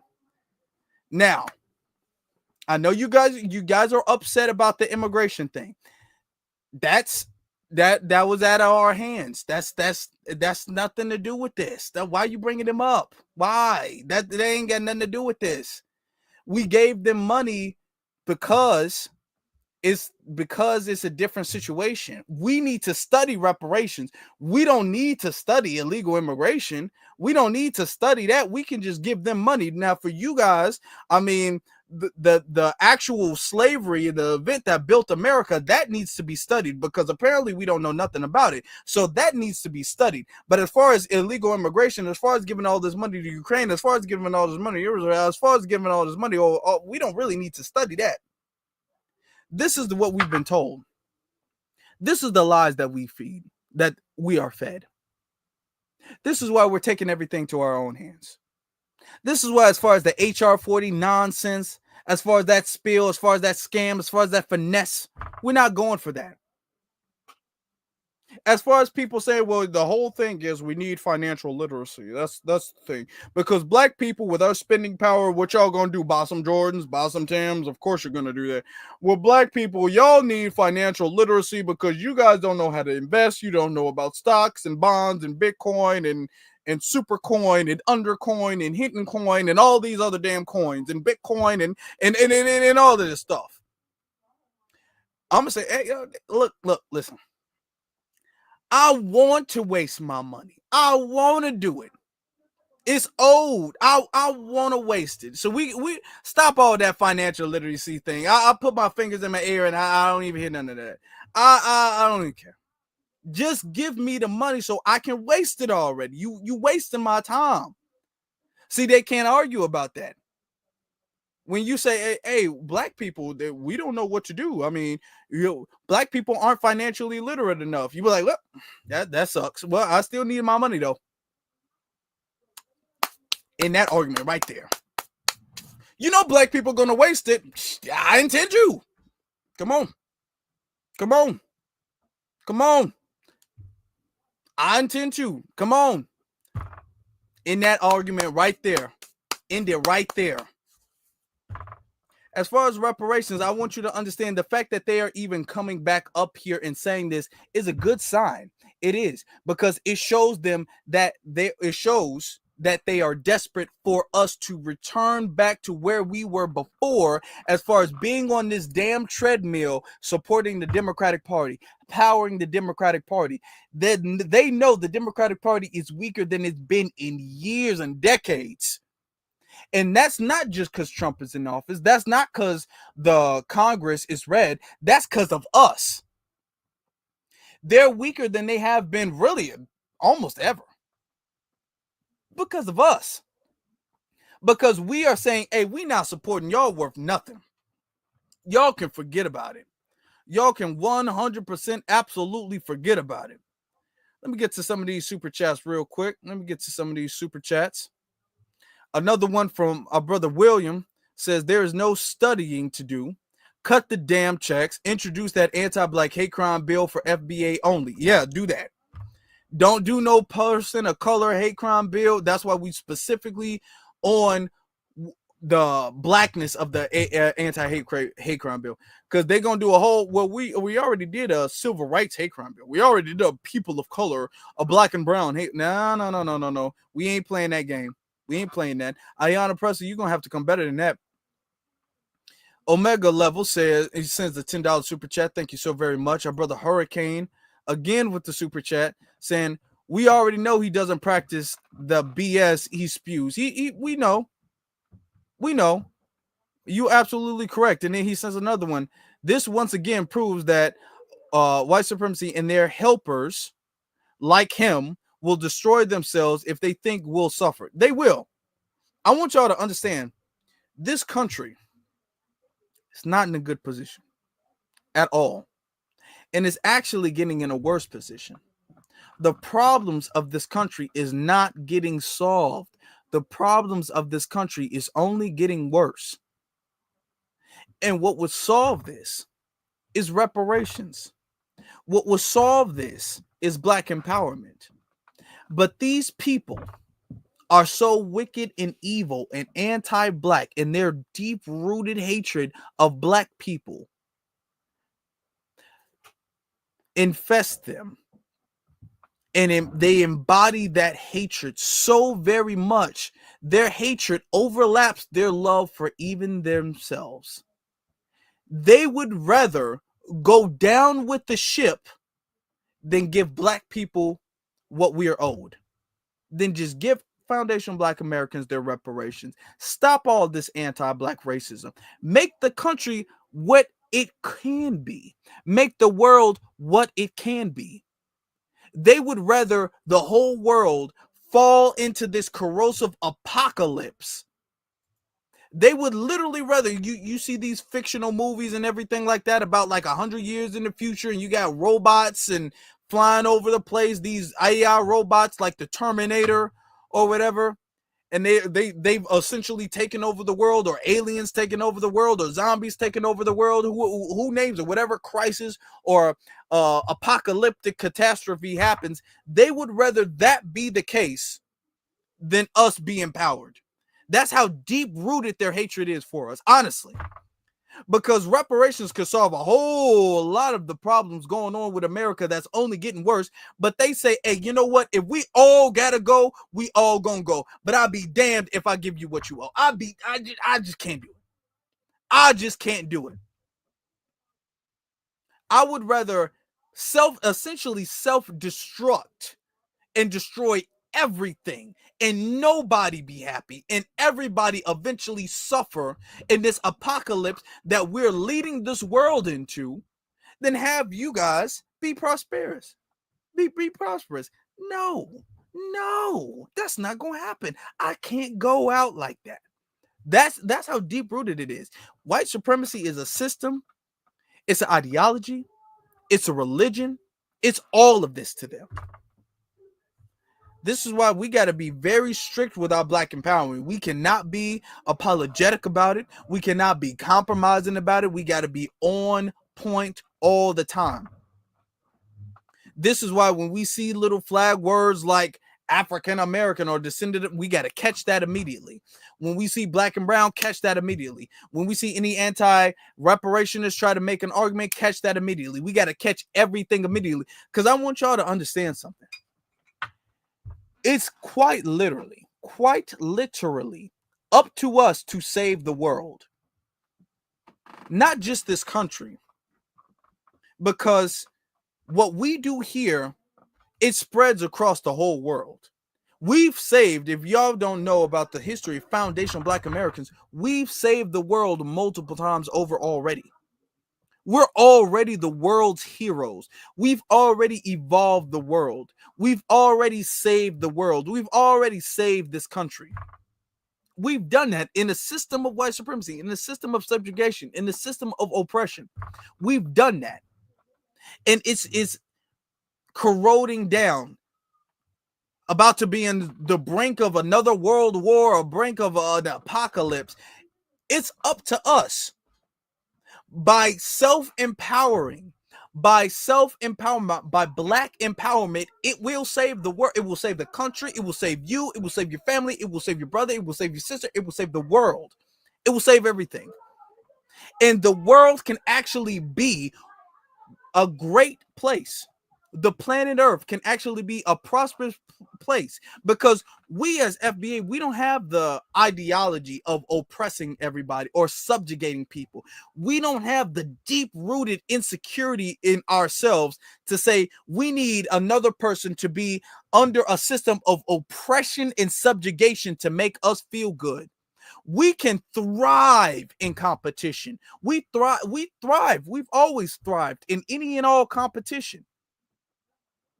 We're fine. We're fine with an even playing field. We're fine with, okay, there's food over here, there's food over here, everybody gets to eat. We don't have a culture of hogging all of the resources, hogging all of the food, and then everybody else around in the table is starving.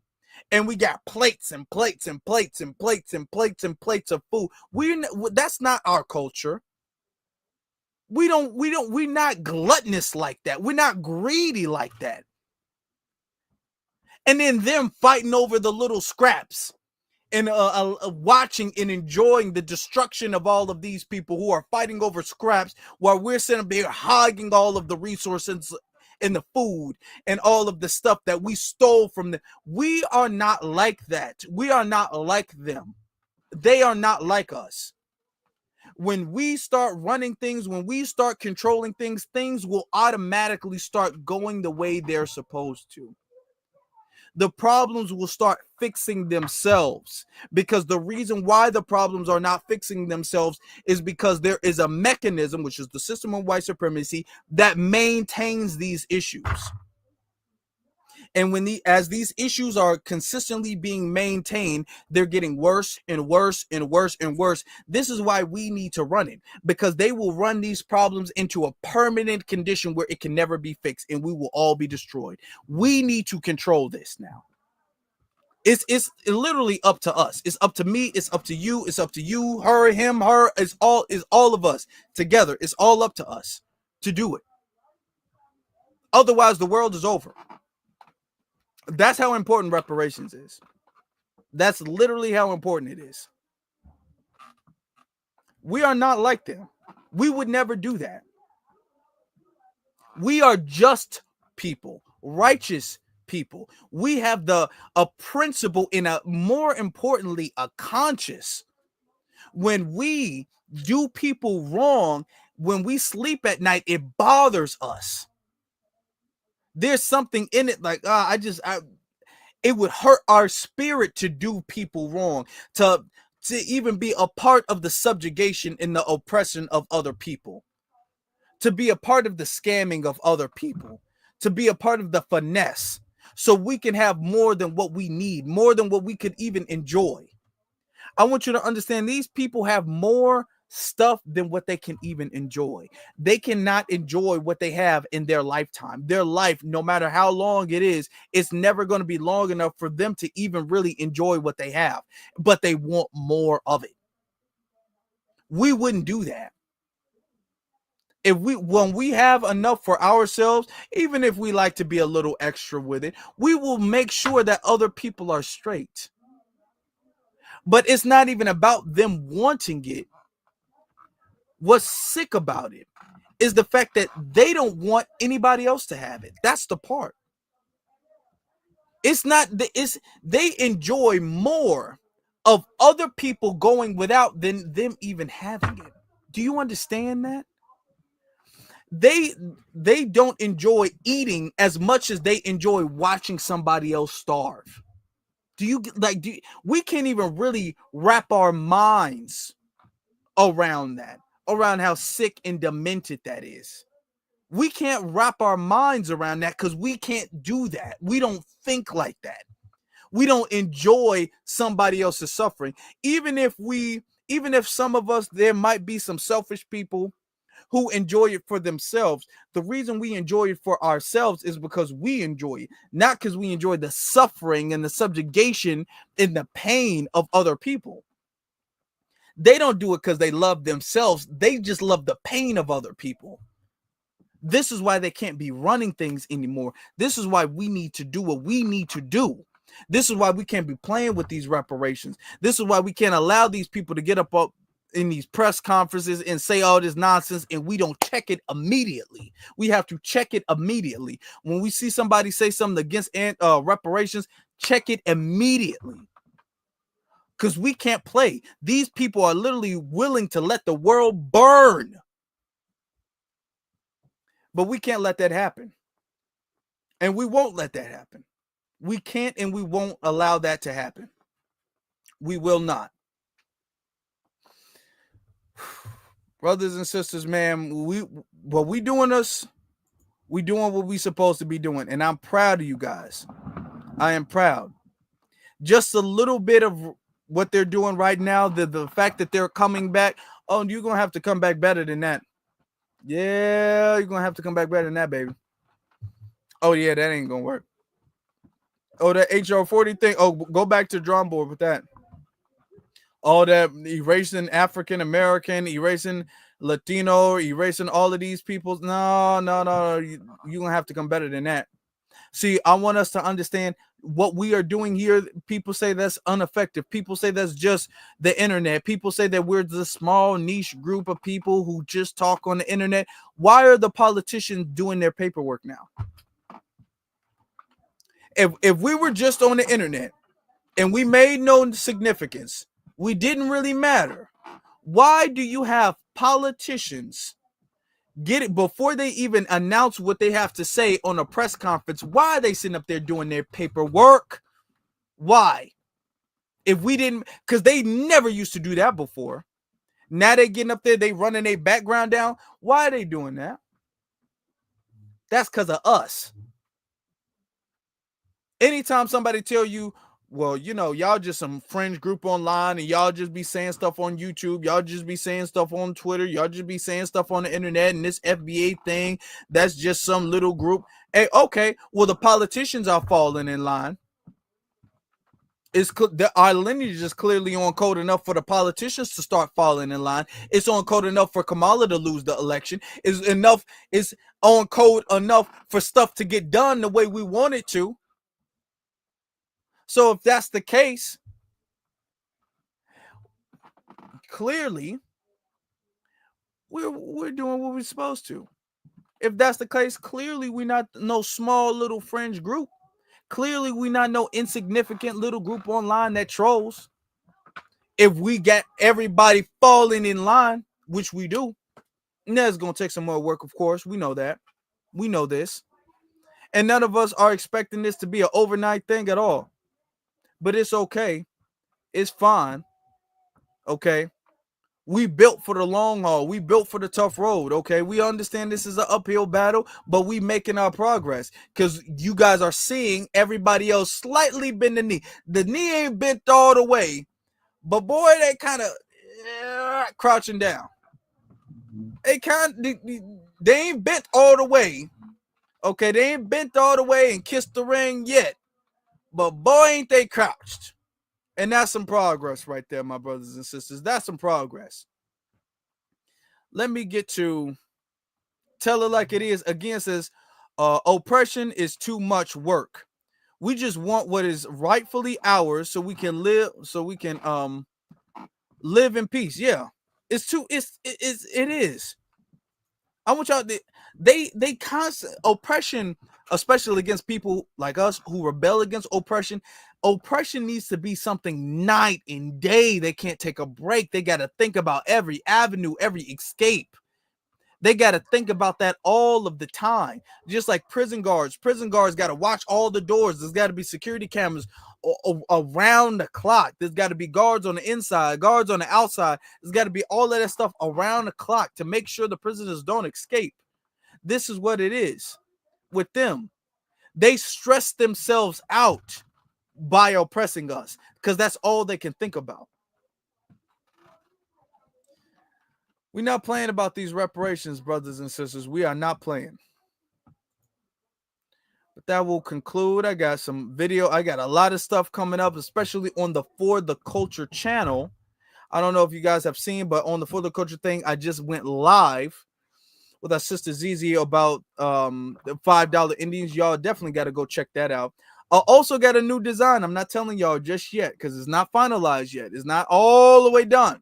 but I also got a new design that I think you guys are really, really, really going to love. I really think you guys are going to love that. So be looking forward to that. Okay.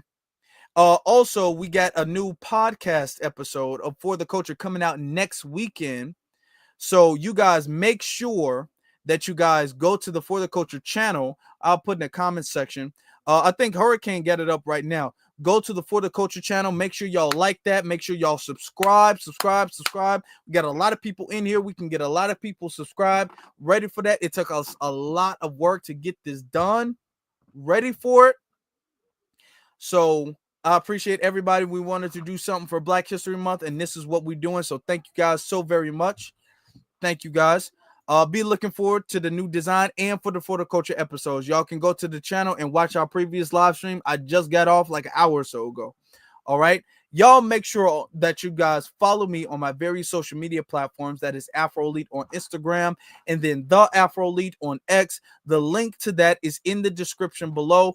Also, please don't leave. Please do not leave. My brothers and my sisters, my ladies and my gentlemen, don't leave without hitting that thumbs up button. Okay, we've been great with the thumbs up in the last couple weeks.